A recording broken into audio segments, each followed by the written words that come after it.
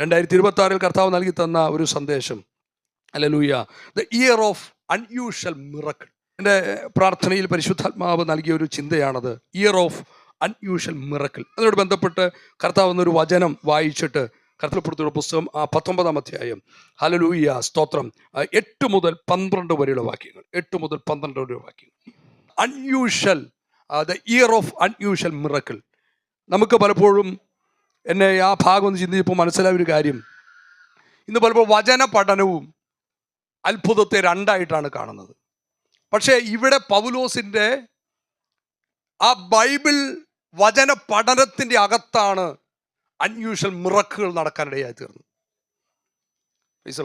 ഇന്നത്തെ നമ്മുടെ ആത്മീയ ലോകത്തിൽ നോക്കിയാൽ അറിയാം, അത്ഭുത ശുശ്രൂഷ ചെയ്യുന്നവരും വചന ശുശ്രൂഷ ചെയ്യുന്നവരും തമ്മിൽ പൊരുത്തപ്പെട്ടു പോകുന്നില്ല, ഇല്ലേ? പക്ഷെ ഇവിടെ തുറന്നോസിൻ്റെ പാഠശാലയിൽ 2 വർഷത്തെ ദൈവവചന പഠനത്തിന് നടുവിൽ ദൈവം അൺയൂഷ്വൽ മിറക്കുകൾ നടത്താനായിട്ട് തുടങ്ങി. എത്ര പേരൊന്ന് സ്തോത്രം ചെയ്യും?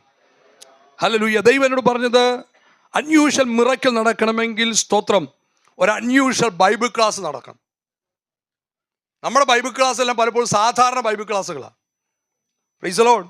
ഞാനതിൽ പറഞ്ഞത്, ബൈബിൾ ക്ലാസ് വേറെയും മിറക്കിൾ ശുശ്രൂഷ വേറെയുമായിട്ട് നമ്മളിങ്ങനെ തരം തിരിച്ചു വെച്ചിരിക്കുക. പക്ഷെ ഇവിടെ ഒരു അൺയൂഷ്വൽ ബൈബിൾ ക്ലാസ് ആയിരുന്നു. Price the Lord. ആക്കാം. ഹല്ലേലൂയ. 2, അൺയൂഷ്വൽ ഫെയ്ത്ത് വേണം അൺയൂഷ്വൽ മിറക്കിൾ നടക്കാൻ.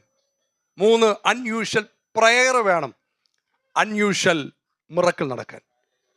Unusual, the year of unusual miracle എന്ന് പറഞ്ഞ് നിർത്തിയാൽ ഒന്നും നടക്കത്തില്ല. അതിനുവേണ്ടി ഒരു അൺയൂഷ്വൽ ബൈബിൾ സ്റ്റഡി ഈ വർഷം നമ്മുടെ നടുവിൽ നടക്കണം. Price the Lord. Hallelujah. Unusual faith നമ്മിൽ ഉണ്ടാകണം. അൺയൂഷ്വൽ പ്രയർ നമ്മുടെ നടുവിൽ നിന്ന് ഉയർന്നു വരണം. അപ്പോൾ ദൈവം വലിയ കാര്യങ്ങൾ ചെയ്യാനിടയായി